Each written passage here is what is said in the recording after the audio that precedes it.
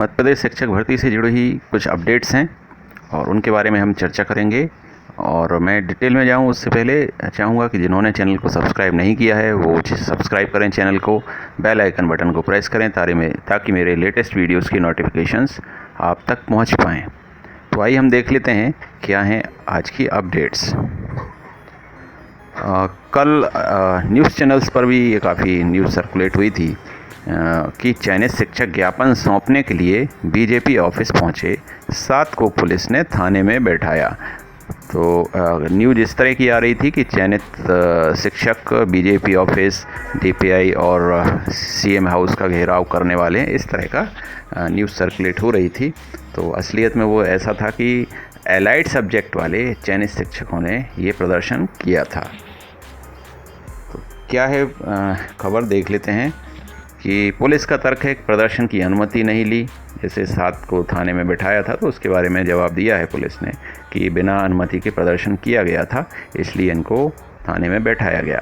तो microbiology, biotechnology, biochemistry से MSc डिग्रीधारी चयनित शिक्षकों ने सोमवार को डीपीआई के सामने प्रदर्शन किया। हाथों में बैनर लिए इन प्रदर्शनकारियों ने नियुक्ति देने की मांग को लेकर नारे लगाए। इससे पहले सुबह भाजपा के प्रांतीय दफ्तर मतलब बीजेपी ऑफिस ज्ञापन देने पहुंचे 7 चयनित शिक्षकों को पुलिस ने वहां से ले जाकर कोस्टेर थाने में बैठाया और पूछताछ करके इनको वहां से रवाना कर दिया। मतलब कोई एफआईआर जैसा कुछ कार्रवाई नहीं की गई थी। पुलिस का तर्क था कि बिना अनुमति प्रदर्शन किया गया था। इधर डीपीआई परिसर में इकट्ठे हुए प्रदेश भर से आए इन चयनित शिक्षकों ने स्कूल शिक्षा विभाग के अधिकारियों से चर्चा की। इनमें से 2 लोगों ने जाकर आयुक्त लोक शिक्षण को ज्ञापन भी सौंपा। चयनित शिक्षकों के इससे रिलेटेड क्यों ये प्रदर्शन किया है, इसमें उनके कुछ तर्क हैं कि पहला है कि विभाग द्वारा जारी गजट एवं पीईबी द्वारा जारी नोटिफिकेशन के अनुसार आवश्यक शैक्षणिक योग्यता जो दी गई थी संबंधित विषय में सेकंड डिवीज़न में पीजी के साथ बीएड या उसके समकक्ष ये दिया गया था। इन दोनों ही में संबंधित विषय की कोई परिभाषा स्पष्ट नहीं है, ये उनका तर्क है। और 2005, 8 और 11 की भर्ती प्रक्रिया में भी इन विषयों के अभ्यर्थियों को नियुक्ति प्रदान की गई थी। विभाग अतिथि शिक्षक अगर रखता है तो उनमें भी इन विषय के अभ्यर्थियों को नियुक्ति देता है। तो फिर शिक्षक भर्ती में क्यों नहीं इनको मौका दिया जा रहा। शैक्षणिक सत्र 21-22 में भी इन विषयों के अभ्यर्थियों को अतिथि शिक्षकों के रूप में नियुक्त किया गया है। उच्च शिक्षा विभाग में भी यह विषय सहायक प्राध्यापक पद हेतु मान्य किए गए हैं। तो ये अभ्यर्थियों का तर्क है। ये देखिए, इसी तरह की खबर भोपाल समाचार में भी आई थी, ऑनलाइन न्यूज़पेपर है ये, कि चयनित शिक्षकों को रोकने के लिए भाजपा कार्यालय के रास्ते में नाकाबंदी इसमें बताया है कि करीब 25 प्रतिभाशाली अभ्यर्थियों को हिरासत में लिया गया था और भोपाल पुलिस ने चयनित शिक्षकों को मोबाइल फ़ोन करके हिदायत दी। तो फ़ोन के थ्रू भी समझाया गया कि प्रदर्शन में शामिल नहीं होना है, इस तरह की हिदायत दी गई थी। और पिछली बार जब 18 अगस्त को हुआ था प्रदर्शन तो डीआईजी भोपाल में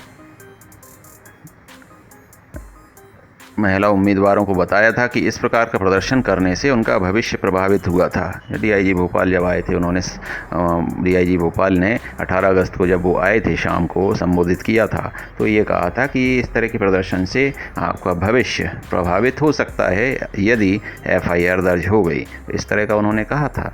हालत ये थी कि सुबह से ही भोपाल में भाजपा कार्यालय के बाहर भारी संख्या में पुलिस बल तैनात किया गया था, क्योंकि लोगों को उम्मीद थी, उन लोगों को, प्रशासन को, कि कहीं पहले की तरह तो भीड़ इकट्ठी नहीं हो जाएगी, बड़े लेवल का तो कार्यक्रम नहीं है।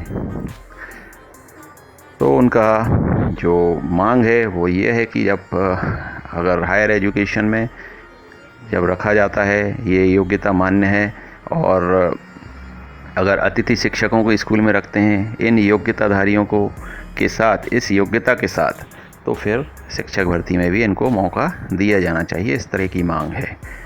वहीं एक और आज की खबर है कि महाधिवक्ता पुरुषेंद्र कौरव जल्द बनेंगे हाईकोर्ट जज। तो ये सेवा का इनको फल मिला है। केंद्र सरकार ने राष्ट्रपति भवन भेजा नाम, इनका नाम भेज दिया गया है जज के लिए और सूत्रों के मुताबिक शपथ 7 या 8 अक्टूबर को हो सकती है।